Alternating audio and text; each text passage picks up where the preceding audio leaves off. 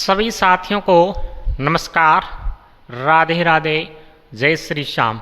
Hello साथियों, हम पढ़ेंगे राजस्थान की कला और संस्कृति। हमने कला और संस्कृति के पाठ्यक्रम के बारे में चर्चा कर ली थी। आज हम कला संस्कृति के एक महत्वपूर्ण टॉपिक के बारे में चर्चा करेंगे जो राजस्थान की सभी प्रतियोगी परीक्षाओं में पूछा जाता है। जो आजकल आरपीएससी का पैटर्न चल रहा है और आरएसएसबी के द्वारा जो क्वेश्चन पूछे जा रहे हैं उन्हीं को हम ध्यान में रखते हुए और मूल किताबों की सहायता से राजस्थान की कला और संस्कृति का अध्ययन करेंगे। तो आप हमारे साथ बने रहिए। हम शुरू कर रहे हैं राजस्थान की कला और संस्कृति। आज हमारा कला और संस्कृति का पहला दिन है। आज हम पढ़ेंगे राजस्थान की लोक देवियाँ।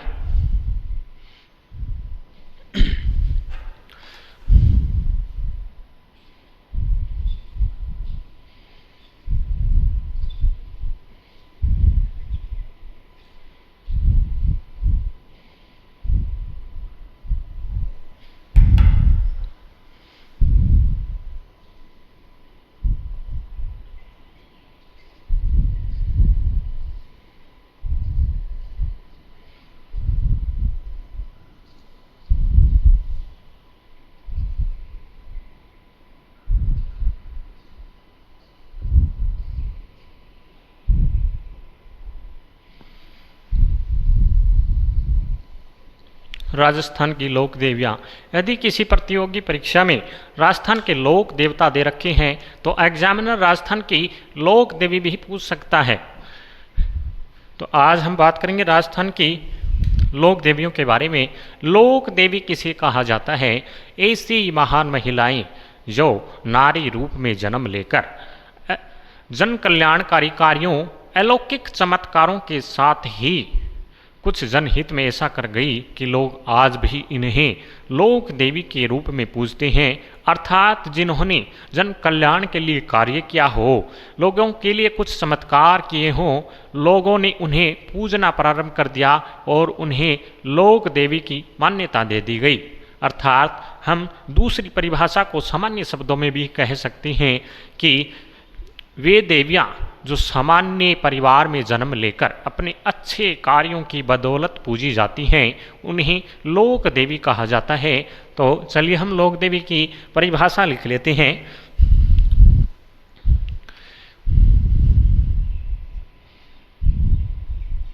ऐसी महान महिलाएं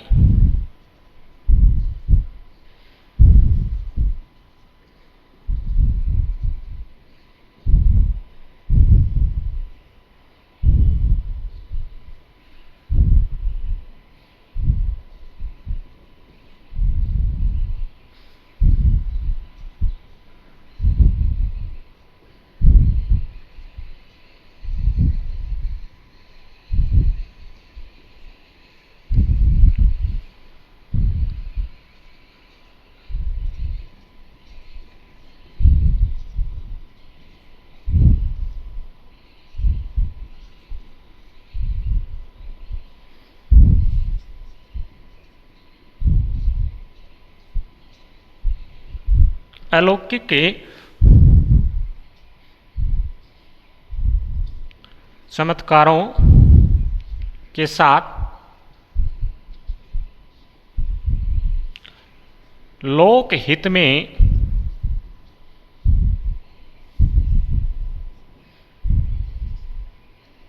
कुछ ऐसा कर गई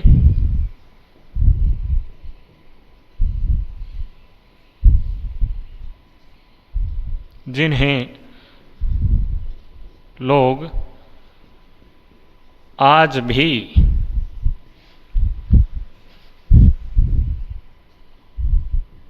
लोक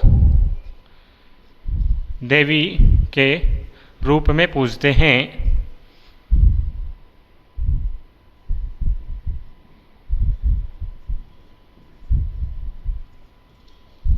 या फिर हम एक अन्य परिभाषा और लिख लेते हैं सरल सी कि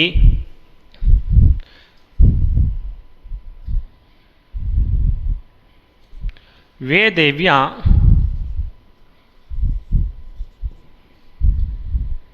जो साधारण परिवार में जन्म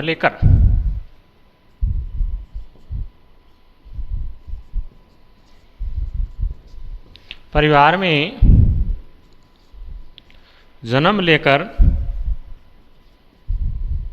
अपने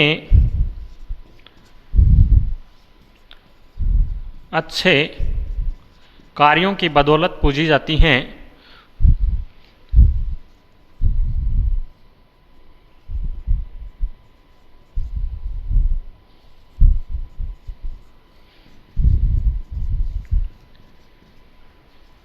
उन्हें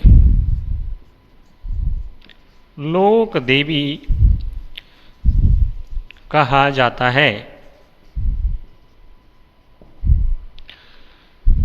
क्या सर मैं भी लोक देवी कहला सकती हूँ?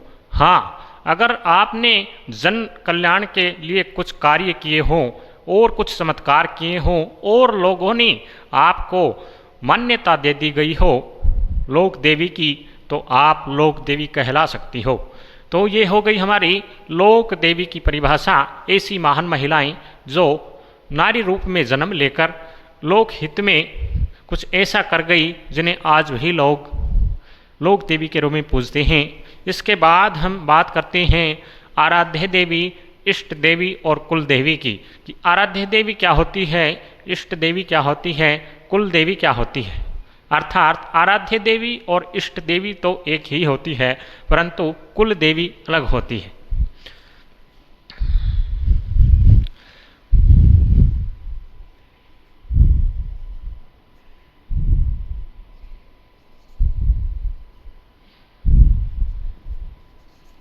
आराध्य देवी कह दो या इष्ट देवी कह दो, एक ही बात है। ऐसी देवियाँ जिन्होंने कुछ चमत्कार किए हों आपके लिए, यानी मेरे लिए किसी देवी ने कोई चमत्कार किया हो और मैं उसको पूजना प्रारंभ कर देता हूँ, तो वो मेरी हो गई इष्ट देवी या आराध्य देवी। अगर आपके लिए किसी देवी ने, आपने किसी देवी से मन्नत मांगी है और आपके लिए किसी देवी ने कोई चमत्कार कर दिया हो और आपने उस देवी को पूजना शुरू कर दिया हो, तो वो आपकी आराध्य देवी और इष्ट देवी कहलाती है। और कुल देवी क्या होती है सर? जिस देवी ने किसी वंश से, समाज में जन्म लिया और उस समाज ने प्रारंभ से ही उसको पूजना प्रारंभ कर दिया हो, उसे हम कुल देवी कहते हैं। अर्थात आराध्य देवी और इष्ट देवी किसी वंश, समाज या परिवार की अनेक हो सकती हैं, परंतु कुल देवी किसी वंश, परिवार या समाज की एक ही होती है। तो हम इसकी परिभाषा लिख लेते हैं आराध्य देवी की।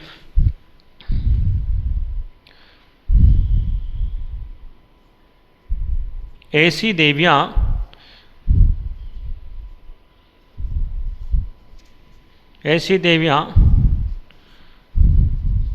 जिनको किसी चमत्कार के कारण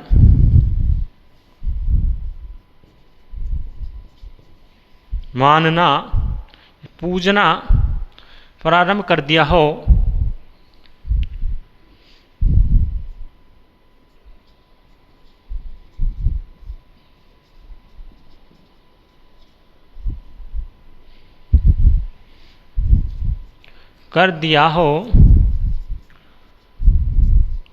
उसे इष्ट देवी कहते हैं।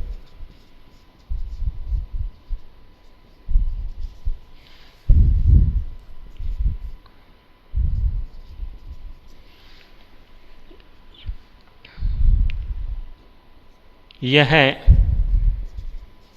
किसी समाज, जाति, वंश या परिवार अनेक हो सकती हैं।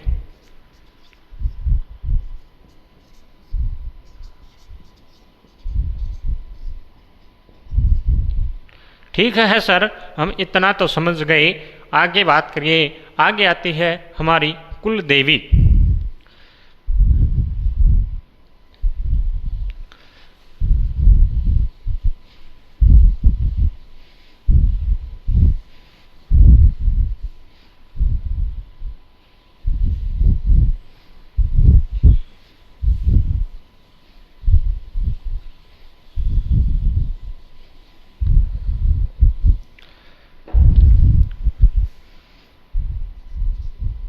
कुल देवी किसे कहा जाएगा?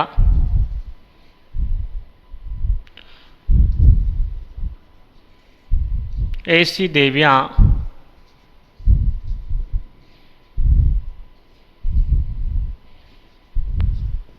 जिनको प्रारंभ से ही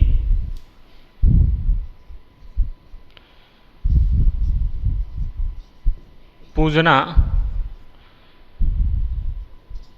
शुरू कर दिया गया हो,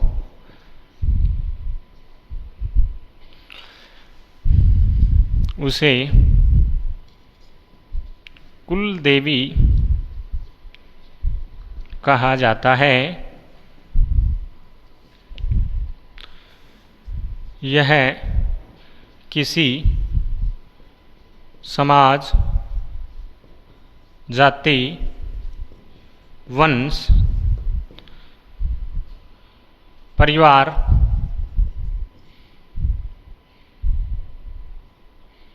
की एक ही होती है।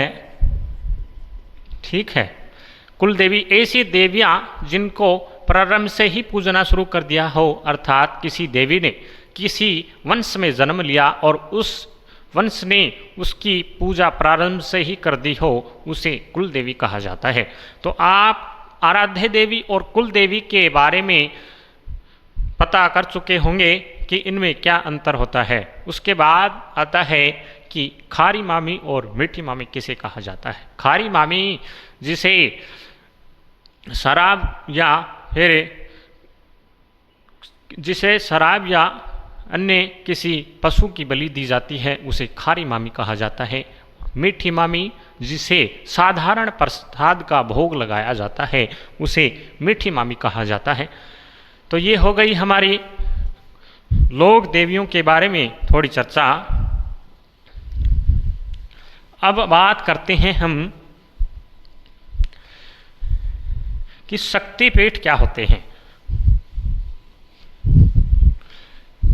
देवी पुराण के अनुसार 51 शक्तिपीठ बताए जाते हैं। वो शक्तिपीठ किस प्रकार स्थापित होते हैं उसके बारे में चर्चा करते हैं हम। बताया जाता है कि राजा दक्ष की एक पुत्री जिसका नाम सती था, उसका विवाह भगवान शिव से होता है।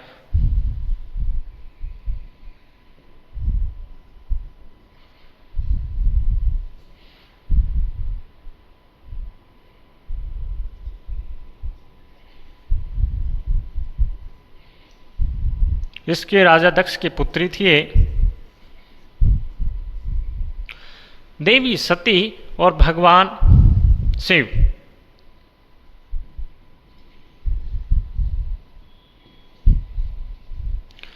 देवी सती का विवाह भगवान शिव से होता है और जो ही विवाह हो जाता है तो राजा दक्ष का भगवान शिव से किसी बात को लेकर मनमुटाव हो जाता है। तो भगवान शिव दोनों के बीच मनमुटाव हो जाता है। उसके कुछ दिनों बाद ही राजा दक्ष अपने घर पर एक महान यज्ञ का आयोजन करते हैं और अपनी पुत्री को न्योता भेजते हैं, परंतु भगवान शिव को उसे महायज्ञ में नहीं बुलवाते हैं। तो राजा दक्ष के घर अपनी पुत्री तो वहाँ चली जाती है, परंतु भगवान शिव को बुलाया ही नहीं गया, तो वो क्यों जाएंगे। और देवी सती वहाँ पर चली जाती है और देवी सती चली जाती है तो पूछते हैं कि भगवान शिव क्यों नहीं आए, क्योंकि इनको तो न्योता ही नहीं मिला था। इसलिए देवी सती को उनके बारे में भला बुरा कहा जाता है और देवी सती भगवान शिव के लिए ऐसे शब्द नहीं सुन सकती और वो सहन नहीं कर पाई। इसलिए जो महायज्ञ का आयोजन किया जा रहा था उस अग्नि कुंड में कूद जाती है और देवी सती के प्राण निकल जाते हैं उसमें। और इस बात का भगवान शिव को जो ही पता चलता है तो वो अपने गणों सहित वहाँ पर पहुँचकर वो राजा दक्ष के शीश को कटवाकर उस यज्ञ कुंड में डलवा देते हैं और उस देवी सती का शरीर, अपने जला हुआ शरीर अपने कंधों पर उठाकर तांडव नृत्य करती हैं। ऐसा बताया जाता है कि इस बात की सूचना जब भगवान विष्णु को लगती है तो वे सोचते हैं कि कहीं प्रलय न आ जाए तांडव नृत्य से, इसलिए वो अपने सुदर्शन चक्र से उस देवी सती के शव के अपने सुदर्शन चक्र से 51 भागों में विभाजित कर देते हैं और जो 51 अंग जिस जिस स्थान पर पड़ते हैं वहाँ पर शक्ति पीठ स्थापित हो जाते हैं। तो देवी पुराण के अनुसार 51 शक्तिपीठ बताए जाते हैं।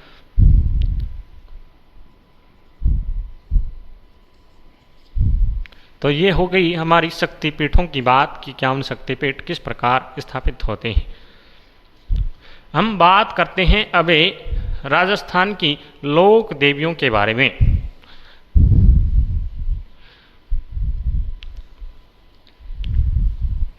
सबसे पहले पढ़ेंगे हम बीकानेर संभाग की लोक देवियां।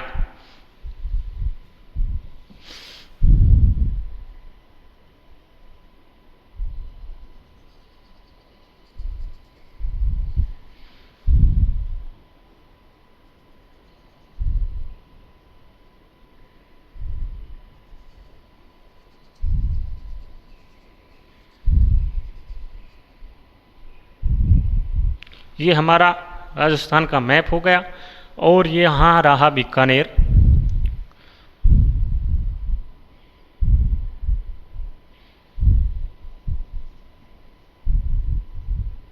बीकानेर संभाग की लोक देवियां।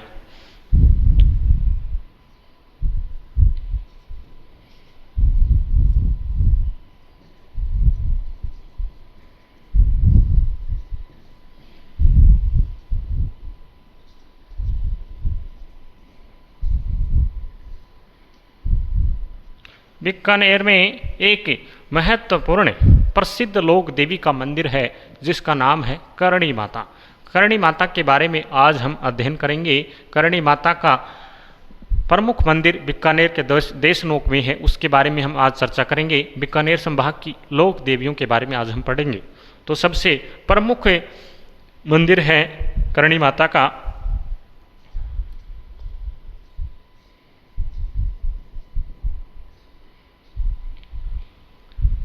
इसके बारे में हम चर्चा करेंगे। बीकानेर में करणी माता का मंदिर है। करणी माता का जन्म कहाँ पे हुआ था उसी के बारे में हम सबसे पहले चर्चा करेंगे। जन्म हुआ था सुआप गांव फलोदी में। फलोदी पहले जोधपुर में पड़ता था, परंतु अब फलोदी जिला बन चुका है, इसलिए अब सुआप गांव फलोदी में आता है। पहले फलोदी है वो जोधपुर में आता था।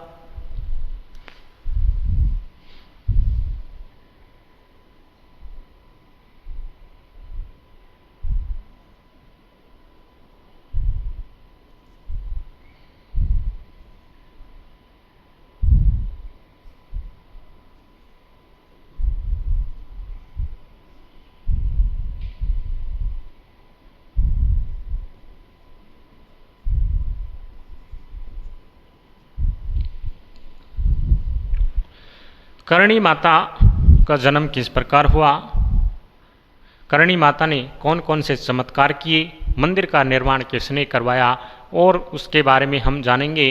करणी माता का संपूर्ण डिटेल के बारे में।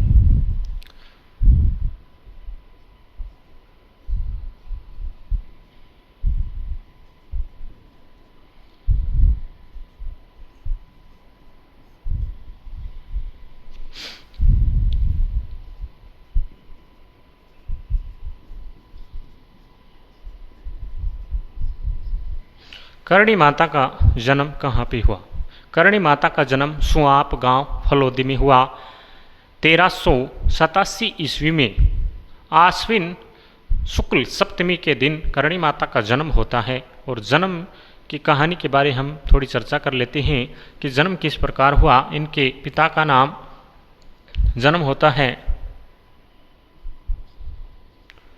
सुआप गांव फलोदी।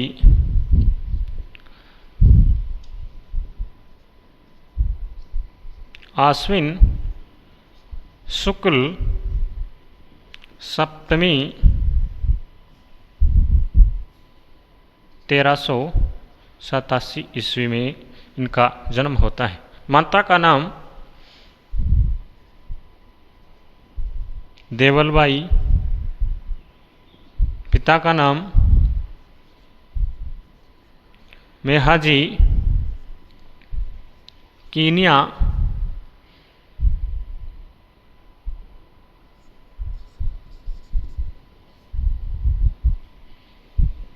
ठीक है। मेहाजी के बताया जाता है कि करणी माता के 6 और बहिनें थी, अर्थात ये 7 बहिनें थी। तो मेहाजी कीनिया के 5 संतान हो जाती हैं, अर्थात पुत्री की प्राप्ति हो जाती है मेहाजी के।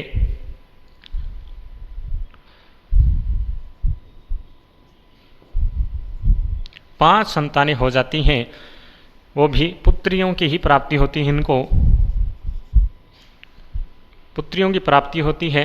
तो ये बहुत चिंतित हो जाते हैं कि मेरा वंश आगे कैसे बढ़ेगा। तो किसी ने कहा कि आप हिंगलाज माता की यात्रा पर जाइए। हिंगलाज माता वर्तमान में बलूचिस्तान पाकिस्तान प्रांत में पड़ती है। यह हम हिंगलाज माता वही है। हिंगलाज माता 51 शक्तिपीठों में से प्रमुख एक है। दूसरी कामाख्या माता का मंदिर, वो भी 51 शक्तिपीठों में से ही है। तो बात करते हैं बलूचिस्तान की।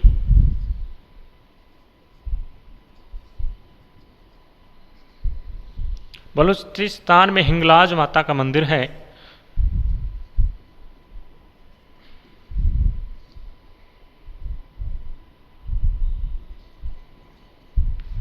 किसी ने कहा कि आप हिंगलाज माता के यात्रा पर जाइए और वहाँ पर मन्नत मांग के आइए, आपको पुत्र की प्राप्ति अवश्य ही होगी। तो मेहाजी हिंगलाज माता की है, मेहाजी और देवलबाई हिंगलाज माता की यात्रा पर निकल जाती हैं। वहाँ पर जाकर मत्था टेकते हैं और माता से विनती करते हैं कि हमारे 5 पुत्रियाँ हो गई, हमें पुत्र की प्राप्ति के लिए कोई वरदान दीजिए। माता ने कहा कि मैं आपके घर साक्षात भवानी का रूप लेकर जन्म लूँगी। और उसके बाद मेहाजी और देवलबाई अपने घर आ जाते हैं। बताया जाता है कि इसके बाद मेहाजी और देवलबाई का गर्भ रखा जाता है। 8 महीने बीत जाते हैं और उस 8 महीने बीत जाते हैं और 2 दाइयों को बुला लिया जाता है। अक्काई डाणी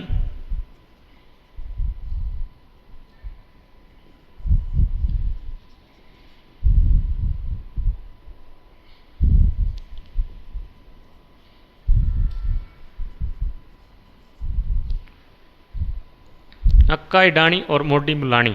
8 महीने बीत जाते हैं और ऐसे करते करते 9 महीने भी बीत जाते हैं, परंतु कोई संतान की प्राप्ति नहीं होती है। ऐसे करते करते 10 महीने और 15 महीने बीत जाती हैं, कोई संतान की प्राप्ति नहीं होती है। तो अक्काई डाणी जो वहाँ पे काम करने के लिए आई थी, वो तो वापस चली जाती है और वहाँ पे मोडी मुलानी रहती है। उसके बाद मेहाजी अपनी बहन को भी बुला लेते हैं। 15 महीने बीत जाते हैं, कोई संतान नहीं होती है।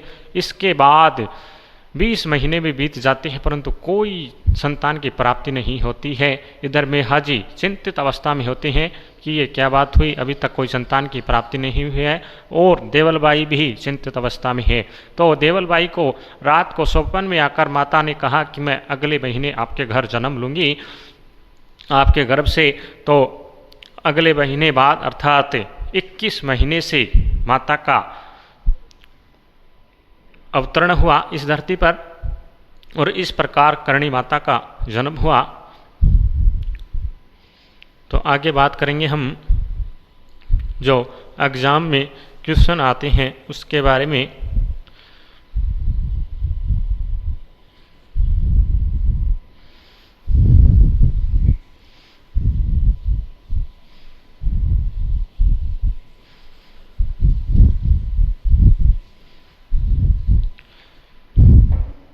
करणी माता के बचपन का नाम क्या था?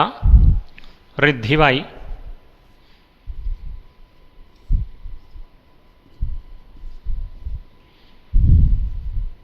रिद्धुबाई भी बोलते हैं इसको।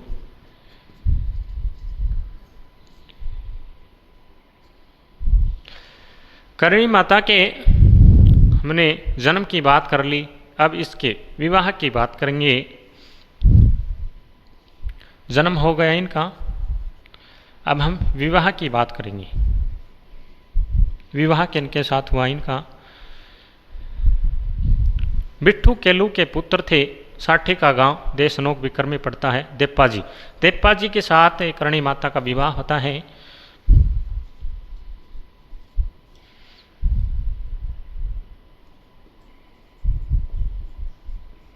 साठी का गांव पड़ता है देशनोक बीकानेर में, वहाँ पर करणी माता का विवाह हुआ था।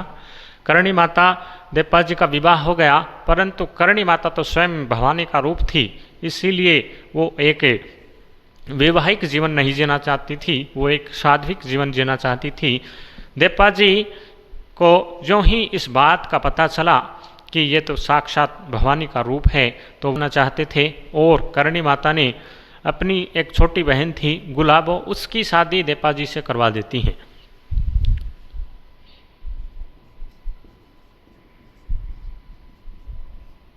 गुलाबो की शादी देप्पा जी से करवा देती हैं। गुलाबो और देप्पा जी से एक संतान की प्राप्ति होती है जिसका नाम लाखा, लक्ष्मण कह दो।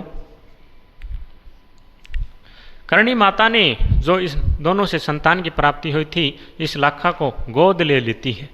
गोद ले लेती है तो करणी माता एक बार कोलायत झील के पास किसी आश्रम में गई हुई थी, तो ये लाखा भी उनके साथ गया था। जो ये करणी माता उसे आश्रम में तो बैठी हुई थी, परंतु ये लाखा है वो कोलायत झील के पास जा रहा था और वहाँ पर कोलायत झील में वहाँ पर उसकी डूबने से मृत्यु हो जाती है। जो ही इस बात का पता करणी माता को चलता है तो बहुत ही चिंतित हो जाती है और लाखा को पुनः जीवित करने का प्रयास करती है और वो उसे लाखा को जीवित भी कर लेती है। जो ही इसकी सूचना यमराज को लगती है तो उन्होंने कहा कि हमारे नियम के विरुद्ध आपने इसको जीवित क्यों किया? यमराज ने कहा कि आपने हमारे नियम के विरुद्ध लाखा को जीवित कैसे कर लिया? तो करणी माता ने कहते हैं कि यमराज ने कहा कि आज के बाद तुम्हारे वंश का कोई भी मानव या सदस्य यहाँ पर नहीं आएगा। इसीलिए करणी माता ने भी कहा कि ठीक है, वो मेरे मंदिर में काबा बन के रह लेंगे। तो आज जो चूहे हैं करणी माता के मंदिर में, सफ़ेद चूहों को काबा कहा जाता है और वो बताया जाता है कि चारण समाज के ही किसी सदस्य हैं जिनकी मृत्यु हो जाती है। तो ये हुआ करणी माता के जन्म के बारे में। तो हम बात कर रहे हैं करणी माता के विवाह की।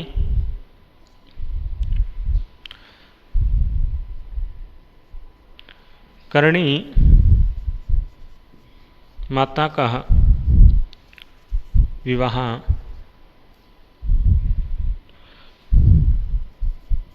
बिट्ठू केल्लू के पुत्र देप्पा जी से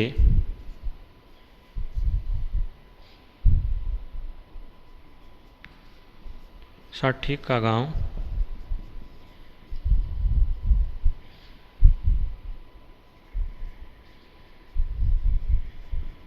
देशनोक बीकानेर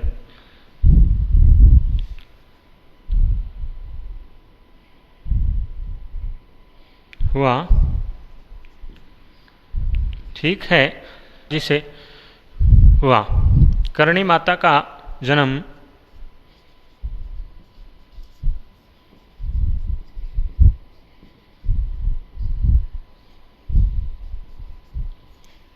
21 महीने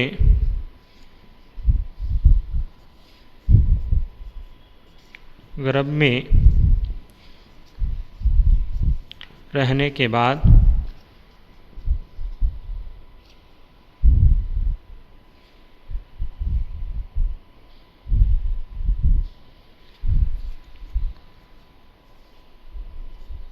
1387 ईस्वी में हुआ। ठीक है सर, इतना तो हमें पता ही चल गया है। और तो इसके आगे बात करते हैं हम कि करणी माता को किस किस नाम से जाना जाता है।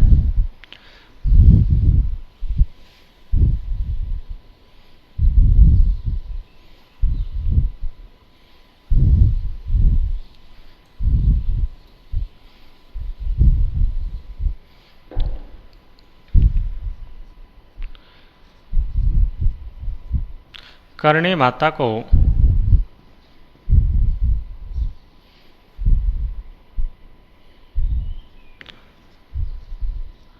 दाढ़ी वाली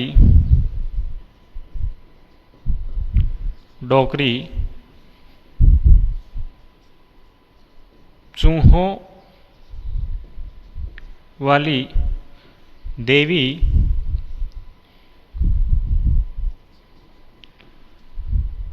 ओला करसी रक्षक देवी,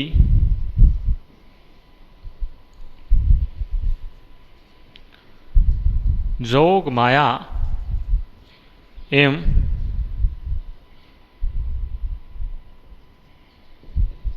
जगत माता इत्यादि नाम से जाना जाता है।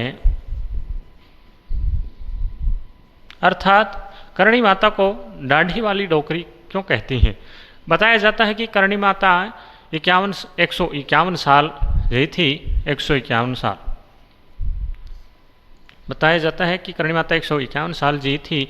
और ऐसा भी कहा जाता है कि जो मनुष्य 100 वर्ष की आयु पूरी कर लेता है उसके बाल दोबारा उगने शुरू हो जाते हैं और दांत भी आना शुरू हो जाते हैं। तो करणी माता के दाढ़ी आ गई थी और करणी माता बूढ़ी भी हो गई थी, इसलिए उसे डोकरी कहा जाता है। करणी माता के मंदिर में चूहे अत्यधिक पाए जाते हैं, इसलिए चूहों वाली देवी भी कहा जाता है। ओला करसी रक्षक देवी और जोग व जगत माता इत्यादि के नाम से भी इन्हें जाना जाता है।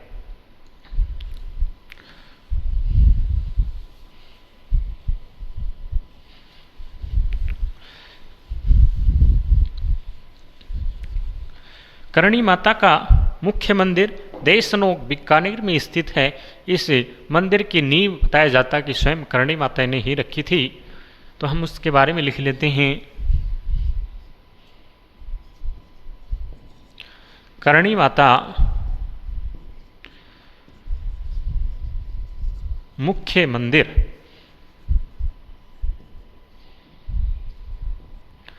देशनोक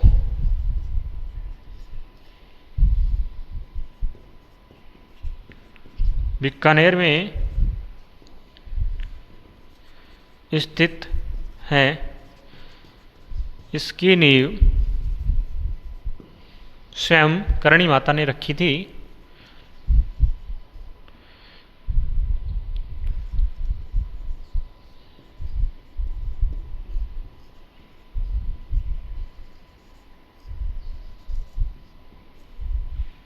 ठीक है, करणी माता ने मंदिर की नींव तो रख दी, परंतु इस मंदिर का निर्माण किसने करवाया उसके बारे में चर्चा करते हैं हम।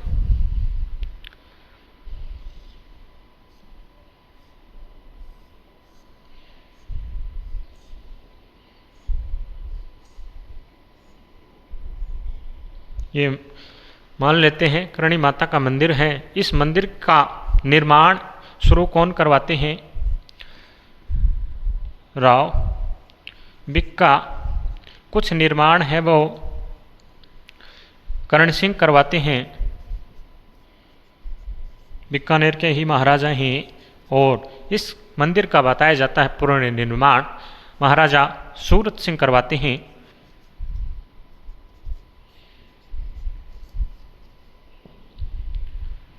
इस मंदिर की आकृति कैसी है?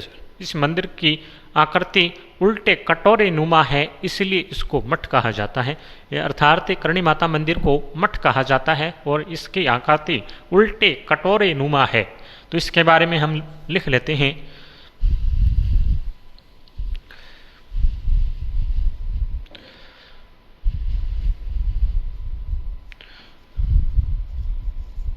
करणी माता मंदिर का निर्माण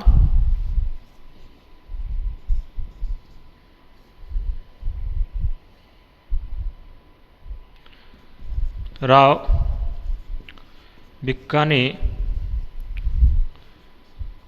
शुरू करवाया। कुछ निर्माण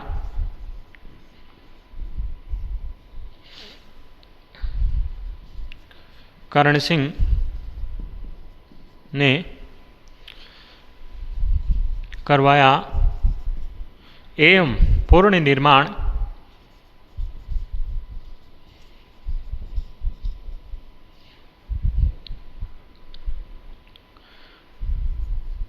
सूरत सिंह ने करवाया।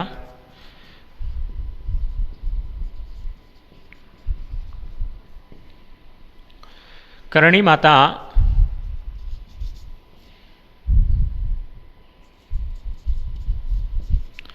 मंदिर को मठ कहते हैं,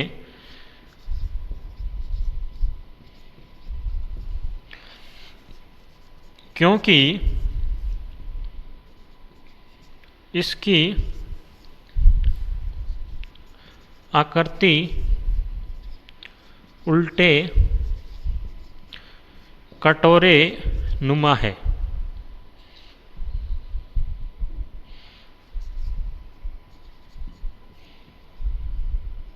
ठीक है सर, हमें इतना भी पता चल गया है। तो हम आगे बात करते हैं कि करणी माता के मंदिर को मठ कहते हैं क्योंकि इसकी आकृति उल्टे कटोरे नुमा है।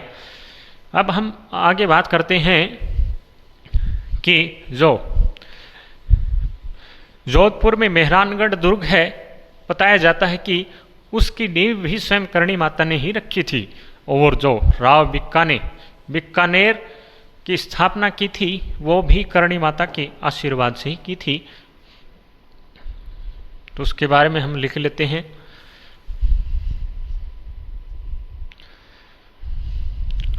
12 मई 1459 ईस्वी को जोधपुर के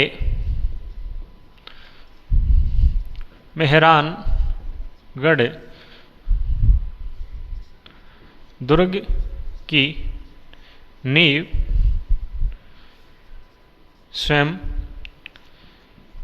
करणी माता ने रखी थी तथा राव बिक्का ने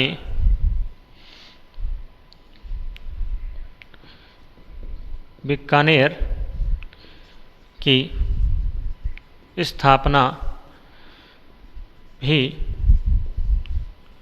करणी माता के आशीर्वाद से ही की थी।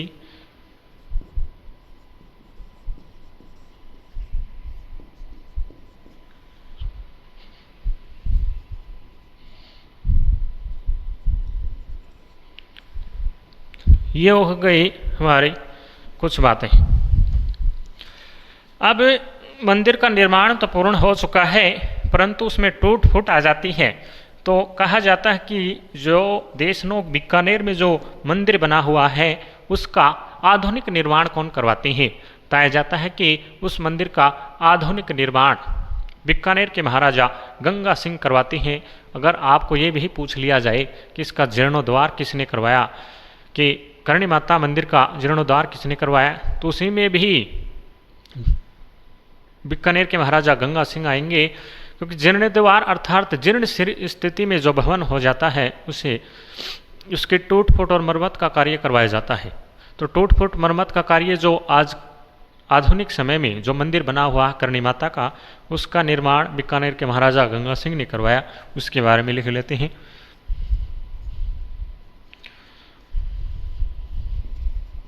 करणी माता के मंदिर का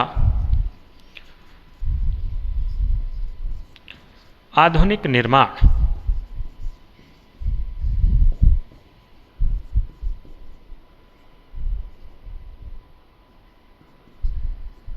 जीर्णोद्वार,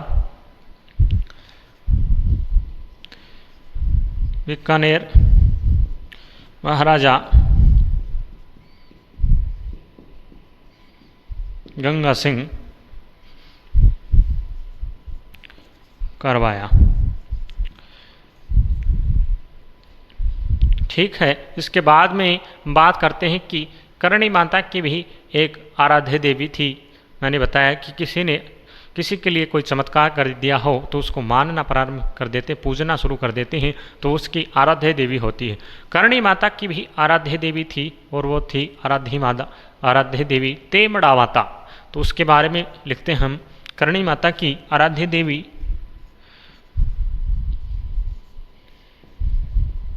करणी माता की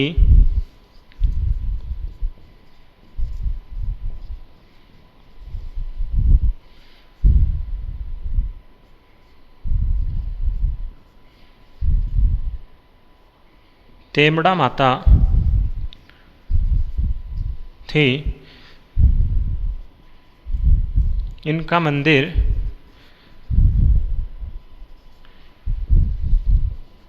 करणी माता मंदिर के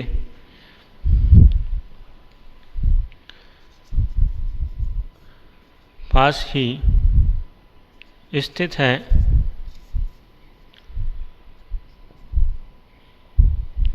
इसके बारे में हम बात करेंगे कि करणी माता का जन्म तो सुआप गांव में हुआ था, तो वो बीकानेर कैसे पहुंची। बीकानेर देशनोक में तो उनकी शादी हो गई थी, परंतु जब वो बीकानेर में सर्वप्रथम कहाँ पे आई थी, कहा जाता है नेहड़ी नामक स्थान पे आई थी, और वो उनका प्रारंभिक पूजा स्थल कहलाता है। तो उसके बारे में हम लिखेंगे। और ऐसा माना जाता है कि करणी माता है वो गायें रखती थी और वहाँ पे नेहड़ी नामक स्थान पर ही गायों का दही बुलाया करती थी। उसके बारे में हम थोड़ा लिख लेते हैं।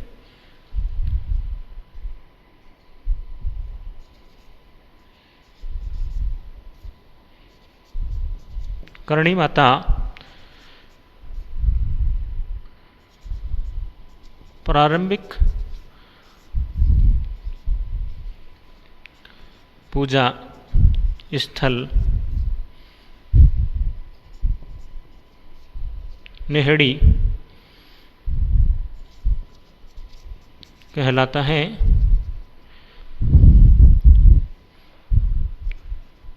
यहीं पर सर्वप्रथम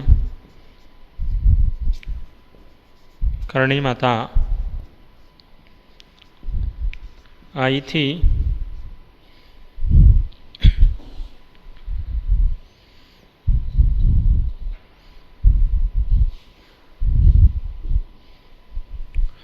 ठीक है, तो हमने बात कर ली करणी माता प्रारंभिक पूजा स्थल को नेहड़ी पूजा स्थल नेहड़ी कहलाता है, और यहीं पर सर्वप्रथम करणी माता आई थी।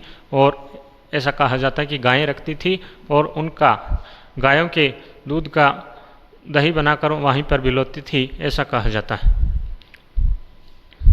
इसके बाद हम बात करते हैं कि करणी माता के मंदिर में चूहे पाए जाते हैं, उनको क्या कहा जाता है। आप अगर करणी माता के मंदिर में गए होंगे तो आपको अत्यधिक संख्या में चूहे देखे होंगे आपने करणी माता मंदिर में। वो भूरे रंग के और सफ़ेद रंग के भी पाए जाते हैं। कहा जाता है कि वहाँ पर अत्यधिक संख्या में चूहे हैं, और आप करणी माता मंदिर में जाओगे तो आपको पैर घसीट के ही चलना होगा, क्योंकि काबा इतनी अत्यधिक मात्रा में है कि वो आपके पैर के नीचे भी आ सकते हैं। तो करणी माता में दो प्रकार के चूहे हैं, सफ़ेद और भूरे रंग के। सफ़ेद चूहे हैं उनको काबा कहा जाता है।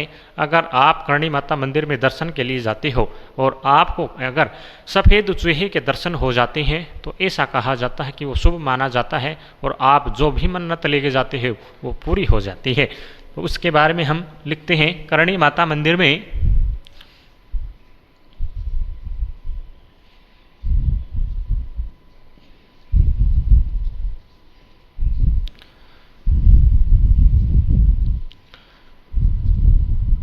सफ़ेद चूहों को काबा कहा जाता है।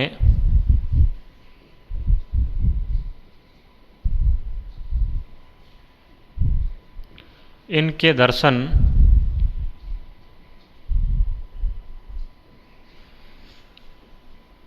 शुभ माने जाते हैं। तो सर करणी माता का प्रतीक क्या है? ऐसा कहा जाता है कि करणी माता का प्रतीक है वो सफ़ेद चील को कहा जाता है और स्थानीय भाषा में उसे क्या कहते हैं? संवड़ी कहते हैं। तो हम लिखेंगे करणी माता का प्रतीक चिन्ह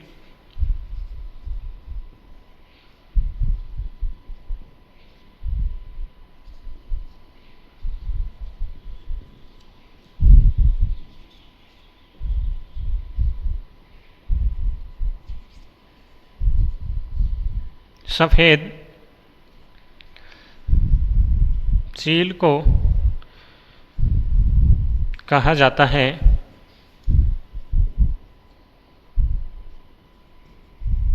इसे स्थानीय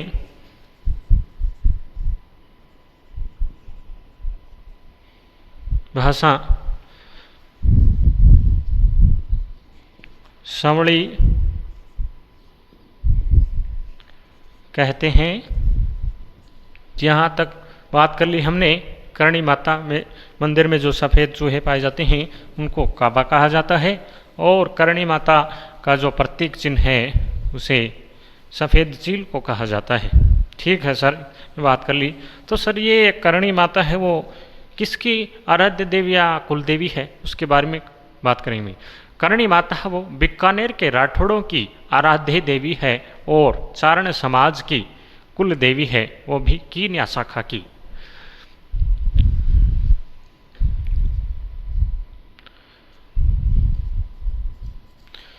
करणी माता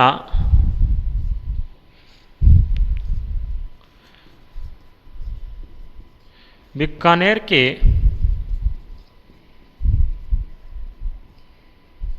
राठौड़ों की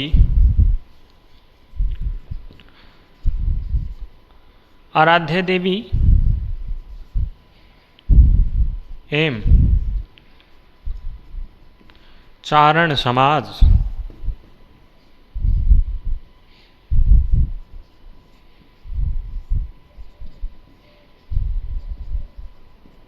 कीन्या शाखा की कुल देवी है।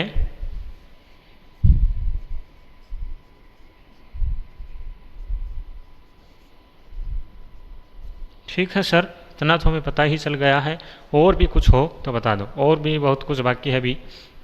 करणी माता मंदिर, करणी माता बीकानेर के राठौड़ों की आराध्य देवी है एवं चारण समाज की कुल देवी है, क्योंकि चारण समाज में ही इन्होंने जन्म लिया था, इसलिए चारण समाज इनको प्रारंभ से ही पूजते आ रहे हैं, इसलिए उनकी ये कुल देवी हो गई। आगे बात करते हैं हम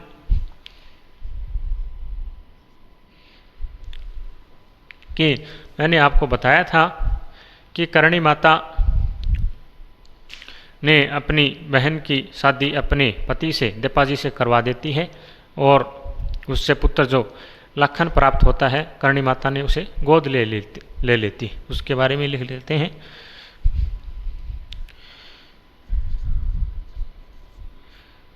करणी माता अपने वैवाहिक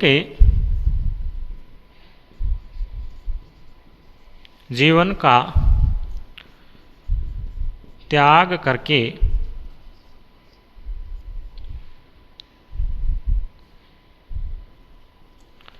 अपनी बहन गुलाबों की शादी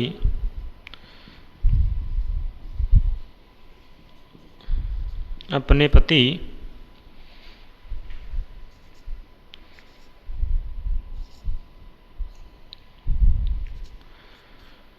देप्पाजी से करवा देती है।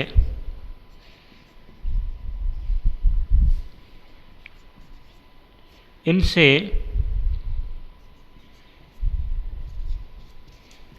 उत्पन्न पुत्र लखा लक्ष्मण को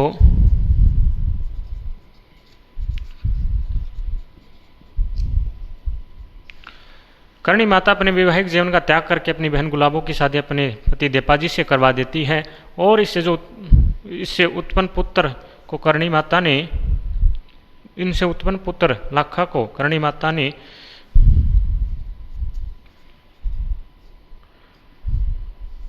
गोद ले लेती है।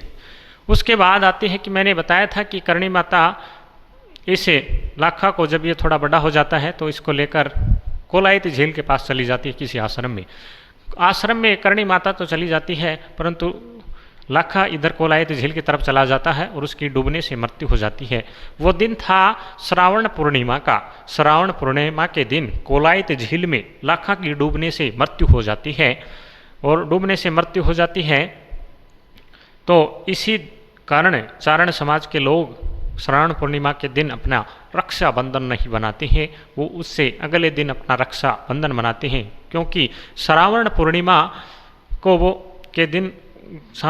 के दिन वो उस दिन को अशुभ मानते हैं, इसलिए वो अपना रक्षाबंधन नहीं बनाते हैं। उसके बारे में लिखेंगे अब हम।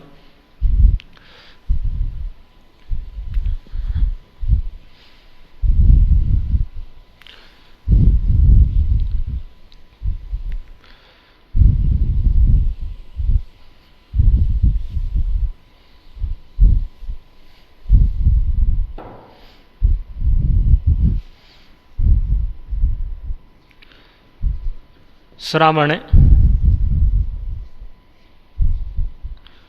पूर्णिमा के दिन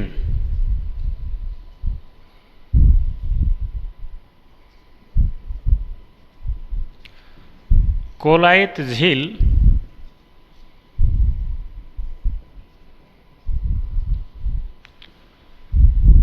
में लखा की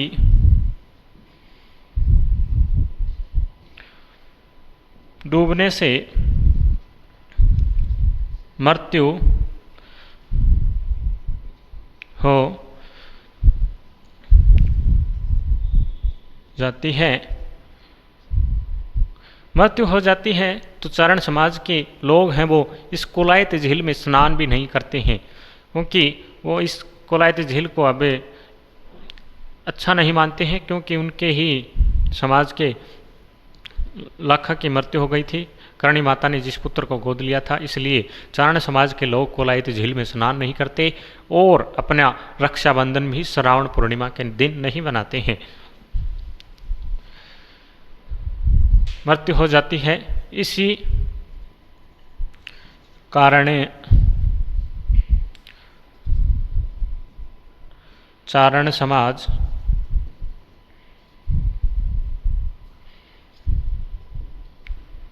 के लोग कोलायत झील में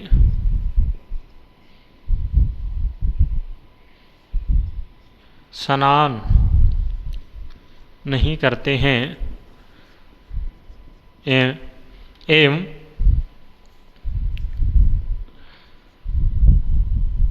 श्रावण पूर्णिमा के दिन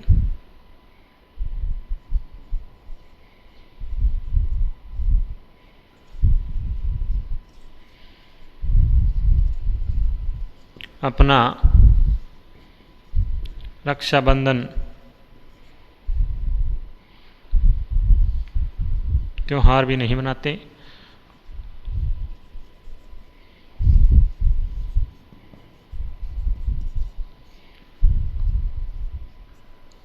ठीक है सर, इतनी बात हो गई। आगे और चर्चा करते हैं कि ये जो कोलायत झील है, इसी के पास कार्तिक पूर्णिमा को सांख्य दर्शन के प्रणेता कपिल मुनि का भी एक विशाल मेला भरता है। तो हम इस बात को नोट लगाकर लिख लेते हैं। ये बात बहुत ही महत्वपूर्ण है कि कार्तिक पूर्णिमा को कोलायत झील के पास ही सांख्य दर्शन के प्रणेता कपिल मुनि का एक विशाल मेला भरता है।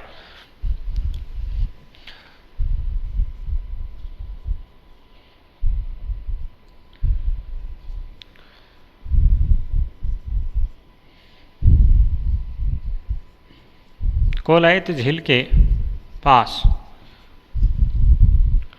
कार्तिक पूर्णिमा को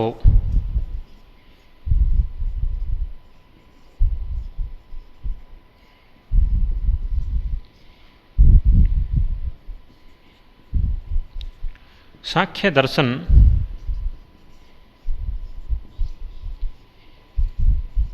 प्रणेता कपिल मुनि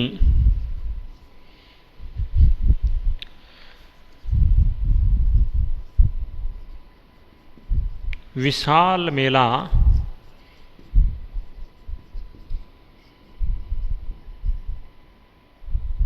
भरता है।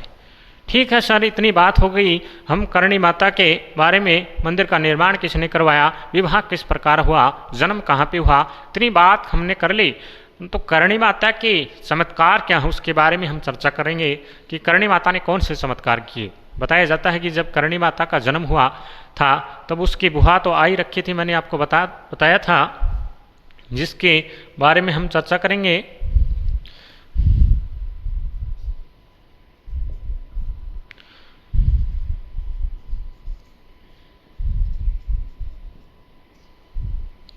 करणी माता की बुआ आ रखी थी।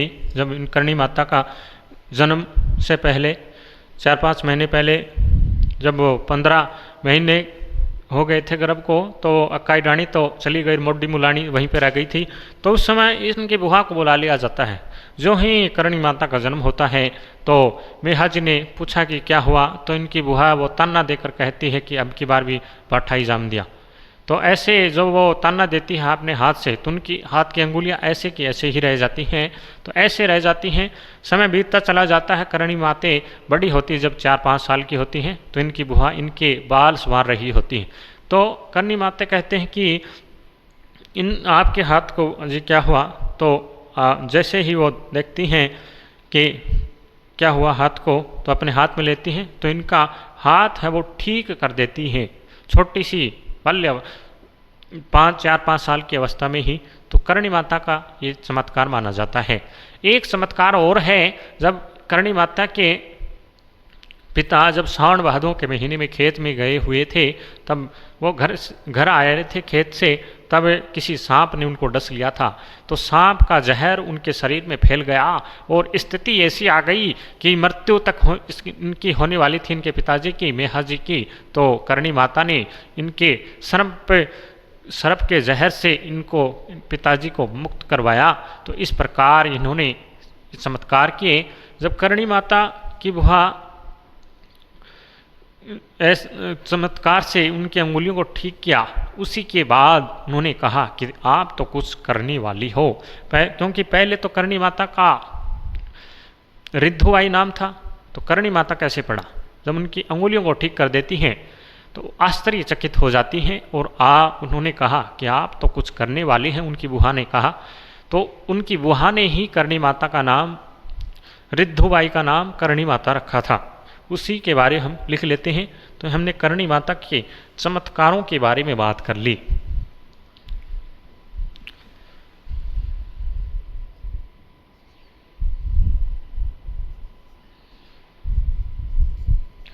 करणी माता ने अपनी बुआ की विकलांगता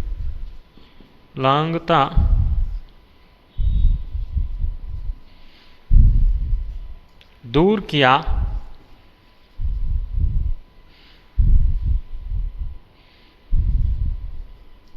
तभी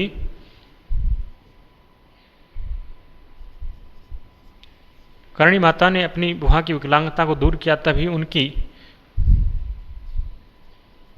बुआ ने उनका नाम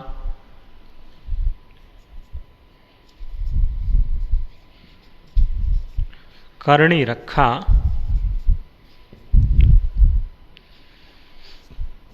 करणी माता ने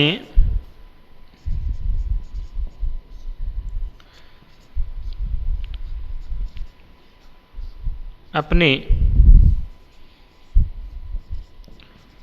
पिता को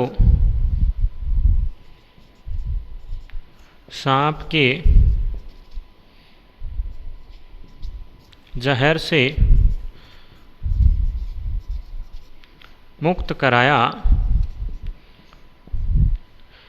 यहाँ तक की बात आशा करता हूँ कि आपको समझ में आ गई होंगी कि करणी माता ने अपने पिता को सांप के जहर से मुक्त कराया और बुहा की विकलांगता को दूर किया। बुहा ने विकलांगता को दूर करने के बाद रिद्धि बाई का नाम करणी रखा। उसके बाद हम बात करते हैं कि करणी माता मंदिर के परिसर में दो बड़े कड़ाहे हैं जिनका क्या कहा जाता है, सावन और भादो कहा जाता है। करणी माता मंदिर परिसर में दो बड़े बड़े कड़ाहे रखे हुए हैं जिनको सावन भादो कहा जाता है। और जो करणी माता मंदिर में जो पुजारी है उसको बारीदार कहा जाता है। करणी माता मंदिर में मेला 2 बार लगता है, चैत्र नवरात्रों में और आश्विन नवरात्रों में 2 बार मेला भरता है। तो उसके बारे में हम चर्चा कर ली है, तो इसके बारे में अब थोड़ा लिख लेते हैं। करणी माता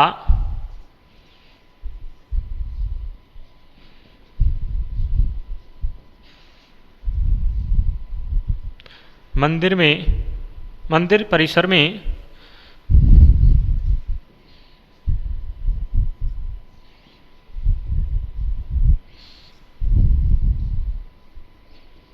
बड़े कड़ाहे रखे हैं जिनको सावन भादो कहा जाता है। ठीक है सर, आप साथ साथ इनको नोट कर लो या फिर आप स्क्रीनशॉट भी ले लेना इनका।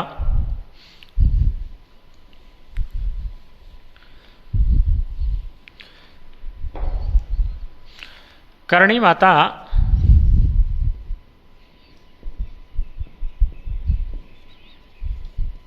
मंदिर के पुजारी को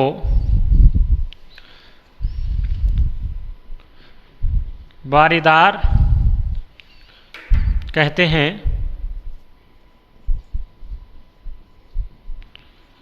इनके मंदिर में चैत्र और आश्विन नवरात्रों में 2 बार मेला भरता है। ठीक है सर।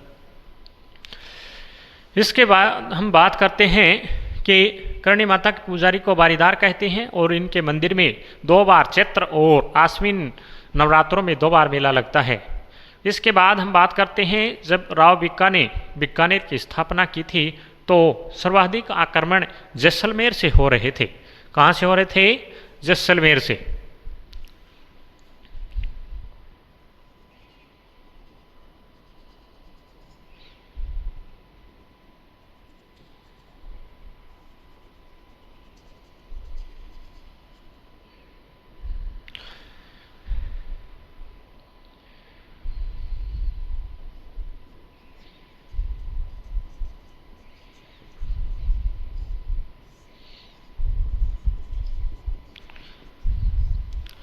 जब राव बिक्का ने करणी माता के आशीर्वाद से बीकानेर की स्थापना की थी तब जैसलमेर से सर्वाधिक आक्रमण हो रहे थे।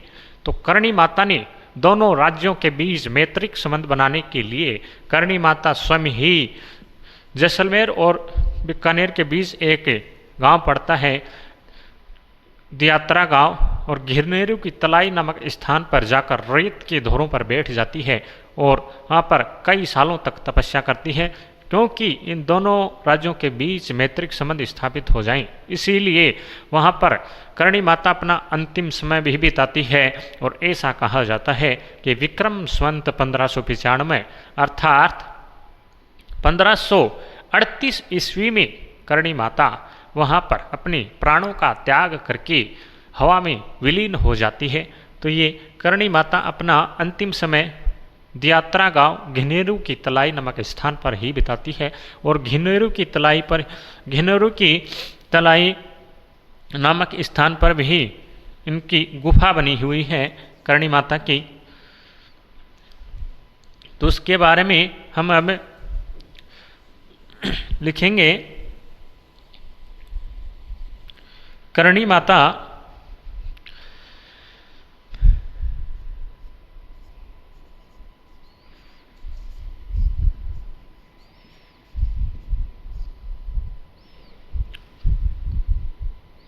माता ने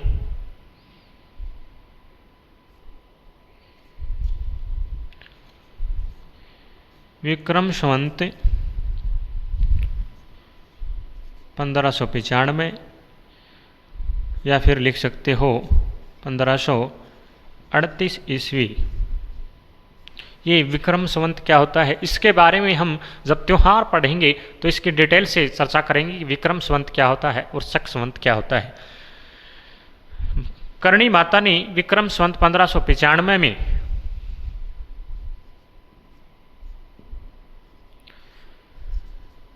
दियात्रा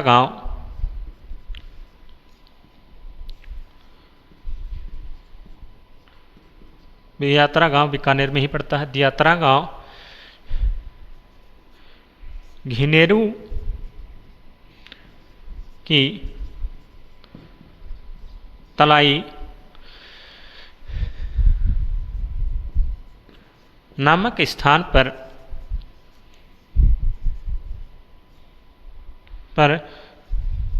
अपने प्राणों का त्याग करके 151 वर्ष की आयु में, मैंने आपको बताया था कि करणी माता 151 साल जी थी, त्याग करके 151 वर्ष की आयु में अपने प्राणों का त्याग करके 151 वर्ष की आयु में हवा में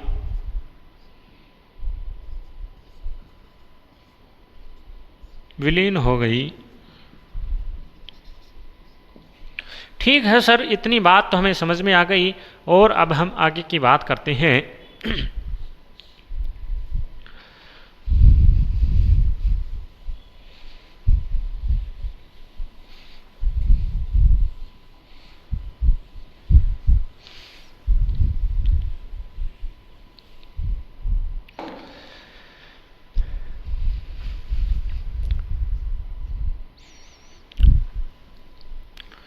करणी माता मंदिर में ऐसा कहा जाता है कि सोनिया के दरवाजे या किवाड़ है वो अलवर के महाराजा बख्तावर सिंह भेंट करते हैं।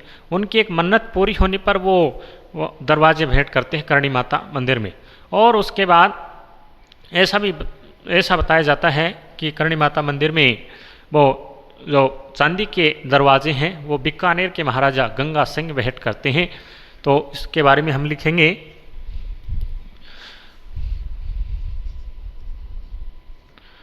करणी माता मंदिर में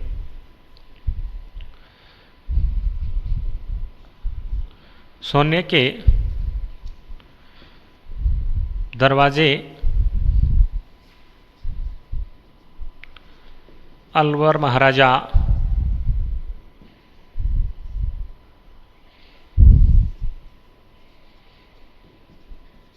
बख्तावर सिंह भेंट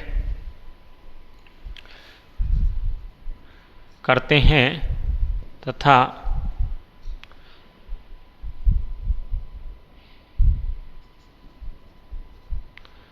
चांदी के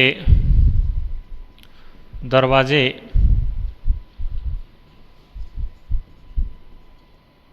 किवाड़, बीकानेर महाराजा,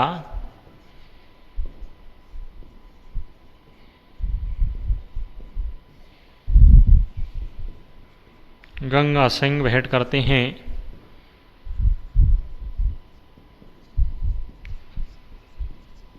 आशा करता हूँ कि आपको इतनी बात समझ में आ गई होगी। इसके बाद हम बात चर्चा करते हैं कि आप करणी माता मंदिर में जाओगे तो एक संगमरमर से निर्मित द्वार बना हुआ है जिसे सिंह द्वार भी कहते हैं, और उस सिंह द्वार का निर्माण किसने करवाया था। जो आप जाओगे करणी माता मंदिर में, वहाँ पर एक बहुत बड़ा संगमरमर से निर्मित सिंह द्वार बना हुआ है, और उस सिंह द्वार का निर्माण ऐसा बताया जाता है कि बीकानेर के सेठ चांदमल ठड्डा ने उस सिंह द्वार का निर्माण करवाया था। तो उसके बारे में हम लिखेंगे।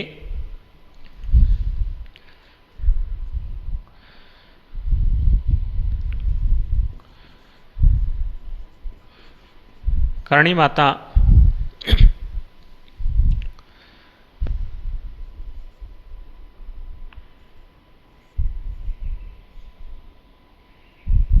मंदिर के प्रवेश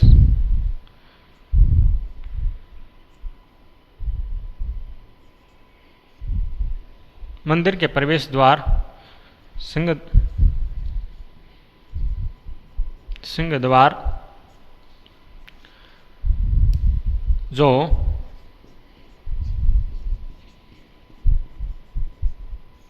संगमरमर से निर्मित है का निर्माण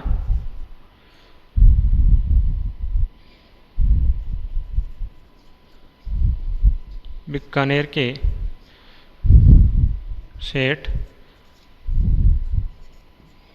चांदमल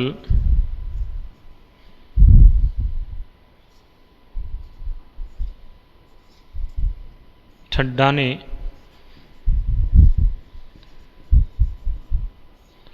तो ये हो गई हमारी करणी माता की बात। आशा करता हूँ कि हमने आज करणी माता का जो भी महत्वपूर्ण बिंदु थे, परीक्षा में आने योग्य जो बिंदु हैं, उनके बारे में हमने कंप्लीट रूप से चर्चा कर ली है। और आपको अगर हमारी क्लास पसंद आई हो तो इसे लाइक कीजिए और शेयर कीजिए। अगली क्लास हम कल करेंगे। जय श्री श्याम।